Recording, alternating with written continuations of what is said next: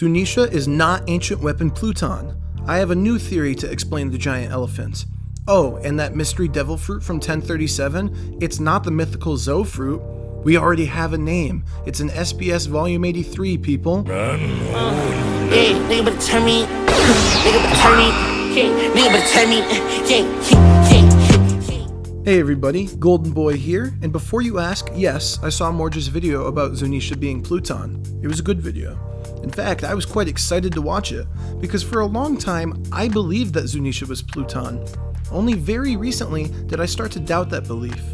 Prior to this theory, I was a strong believer that Zunesha was pluton.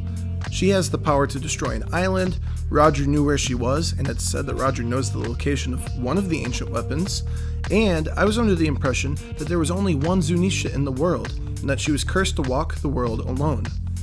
Up until a week ago, I held the following beliefs. I believed that there were 3 ancient weapons, and each one was inherited through a bloodline, aka all of the ancient weapons were living creatures. Like Shirahoshi was Poseidon, I believed that Momonosuke commanded Pluton, Zunesha, and that somehow Vivi was the 3rd weapon, Uranus, because Uranus is the god of the sky, and Vivi may have been the reason it started to rain after Alabasta. I had believed that Vivi could control the weather as an ancient weapon, Uranus, and that Zunesha was considered to be the battleship. On Blackbeard's crew, San Juan Wolf is called the Colossal Battleship, and he's not made of wood. If a giant can be a ship, so can a giant elephant. Zunesha travels the seas, she carries people and a poneglyph, and that seems like a ship to me. It almost seems perfect, as Pluton is the god of the dead, and Zunesha herself appears to be dead with lifeless eyes, and it seems like an afterlife type of punishment, like she's possessed. Now for a while, I did get a lot of flack for having this opinion. People called me creditless because there were blueprints for Pluton on Water 7. But according to Chapter 399, it was crucial to keep the blueprints around to create a weapon as an opposing force. I don't think that the ancient weapon can just be mass created. I think that you can make a counter to an ancient weapon, maybe, but to build another copy or an exact replica of the same weapon, that seems wrong. Like, why not just mass produce Plutons? It seems to cheapen the value of an ancient weapon. One is this rare inherited power to control all of the Sea Kings, while the other one is just a ship? I don't know, that just didn't sit well for me. So for a while, I held these beliefs. When you're presented with an alternative option, and it has the same attack force as Pluton, it can destroy islands, you'll at least consider it. So that's what I did, and I ran with the idea of Zunesha being Pluton for a long time. Until now. Now, I'm not so sure anymore. I was messaging with Reddit user Mr. Bushido56. You check him out on Reddit for more of the original theory that we worked on, but we noticed some things. We all know that in One Piece chapter 1037, we have the return of Zunesha. So exciting. Which is why I started considering this topic more heavily. That common thought that I've seen is that Zunesha is a weapon that ate a devil fruit, a mythical elephant. But I really dislike this theory. First of all, the whole walking in the ocean thing should make Zunesha very weak. I don't care if most of her body's out of the water, she would still get tired and fatigued. And also, I don't think that this type of devil fruit even exists. We've already seen the Zo fruit. I don't think that this is a mythical Zo either. Like, what kind of elephant even looks like this? No mythical species comes to mind, right? Well, guess what, people? We don't need to consider the name of the fruit. Oda has cleverly given us all of the information we need to decipher it in SBS Volume 83. Consider the answer to this reader's question. The reader says, "Hello Oda, here's a question. What's with Zo's legs? Is she an inhabitant of Longring Longland? She has surprisingly long legs." And Oda says, "Yes, you focused in on something interesting indeed. If you think of the form of a normal elephant, you might think something like the sea, but it's too deep for elephants to stand in the water. But the truth is, the scientific name of this elephant is the Naitami Norida elephant, which possesses oversized legs with multiple joints. Maybe I'll include this in the main story someday, but that's basically it." Now this is an interesting question for a couple of reasons. Number one, we get a scientific name. When we study science and we have scientific names, that means that this creature is observed in nature and has a distinct species. It's called binomial nomenclature, which is two names. The first name is the genus, and the second name is the species. A great example is the Tyrannosaurus rex. The dinosaur belongs to the Tyrannosaurus genus, with this particular species being called Rex, distinctively for this type. And that's as far as I'm going to go with explaining science. I'm not a STEM guy. Like, if you've watched my other videos, you'll know I'm a business guy. But what I take from all of this is that Zunesha has a species name, Norida. There should be more than one elephant because it's observed in nature. Or at the very least, there used to be more than one elephant. So prior to Mr. Bushido showing me this on Discord, I was happy just living in my own head, thinking that Zunesha's some freak of nature. She's an ancient weapon even. But this new fact that she has a scientific name, coupled with the fact that Zunesha is over 1,000 years old, predating the ancient kingdom, leads me to believe that Zunesha wasn't an ancient weapon at all. Rather, I think she's a member of a species of tall, freaky elephants. Oda likes to draw tall, freaky elephants. But you know who else likes to draw tall, freaky elephants? My mom! Well, that's right, artist Salvador Dali. In his work, The Elephants, we see two large spider-like elephants. And when I first saw this picture a while back, I was convinced that Oda took inspiration from Salvador Dali for Zunesha. It's a surreal work. Both elephants in this portrait appear to be carrying obelisks, which are these stone tablets, which is not too dissimilar from Zunesha's poneglyph. And that's not just one time that we see this elephant either.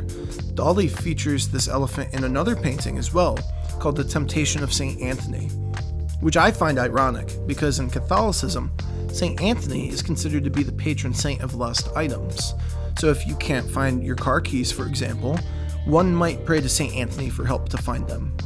Again, I find it ironic that Zunesha is wandering around, and it's implied that she's searching for a lost item or even a lost location. Finally, we see a third reference to these tall elephants in Dali's work.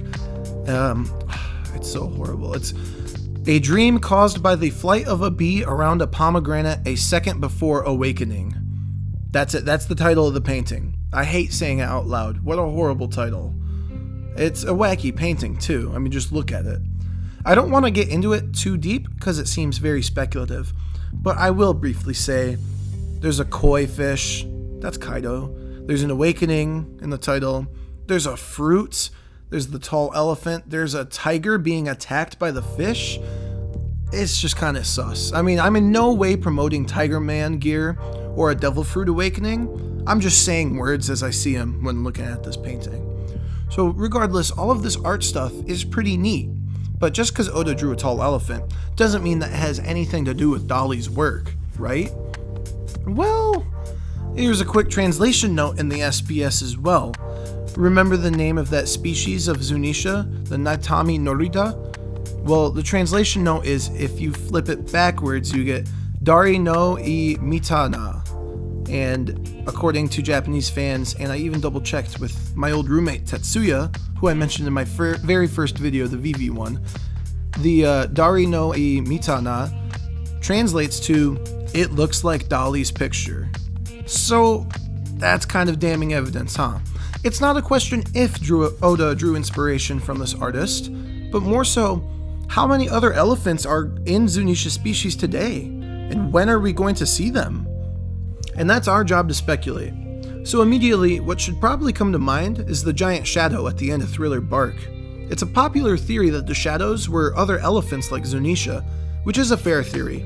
The shadows are super large and they're hidden behind mist, kind of like how Zunesha was when we were first introduced to Zoe back in 802. I'm not really sure why there's so much mist here though, it seems like there's more mist at Thriller Bark. So perhaps it's an ability of the elephant. If that's the case, then the creature at Thriller Bark might actually be creatures plural. The fog seemed thicker there. Another option might be that this is a stronger elephant, or maybe even a bigger elephant.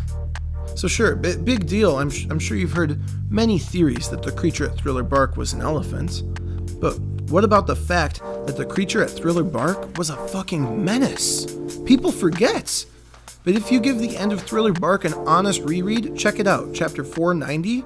Look at the message here. Each year, over 100 ships sail into the mist, and they never come out. The mysteries have been happening since long before Thriller Bark. AKA, all of the scary hype that we had built up for this arc, the reason Usopp dressed in his ghost outfit like this, the reason people die, the reason ships disappear and never come back, actually still lingers. It wasn't Moria. The real culprit's still out there. And the paneling makes it pretty clear. The reason that the ships don't return is related to this giant shadow. So what I'm proposing to y'all is that maybe this shadow not only is a Naitami Norida like Zunesha, but maybe this elephant species is violent by nature. Maybe it's a predator. Maybe this species of elephant kills indiscriminately, and that there's a reason you should be scared of Thriller Bark and the Florian Triangle. Zunesha might seem peaceful, but let's remember, she needed permission to send Jack to the depths of the ocean. Zunesha's being punished for her crimes. What are those crimes? We can't say for sure, but hundreds of ships missing every year might be a good place to start. Once she gained her freedom, the very first thing Zunesha did was destroy the Beast Pirates fleet in one swing of her trunk. Just because Zunesha doesn't attack often, doesn't mean she's peaceful. They say a harmless man isn't necessarily a good man, because when presented with the freedom to attack freely, this harmless elephant just became powerful enough to be an ancient weapon. So what do you guys think? Could Zunesha really be evil? Are there other elephants terrorizing Thriller Bark and the Florian Triangle? Does the Thriller Bark elephant carry a poneglyph too? Maybe this means Momonosuke can command all of the elephants. Does this mean Onigoshima's in trouble? Zunisha's coming. Let me know your thoughts in the comments below, and be sure to subscribe for more fun and games here. And I wanted to say thank you to all those people that watched my latest video about the Grim Reaper's true identity. It surprised me to see how fast the video has grown, and it's really helped our sub count too. So please do subscribe, it makes a difference for me, and I do notice it, and I appreciate it. But with that, I'll catch you guys in the next one. So remember, stay golden. Thanks for watching.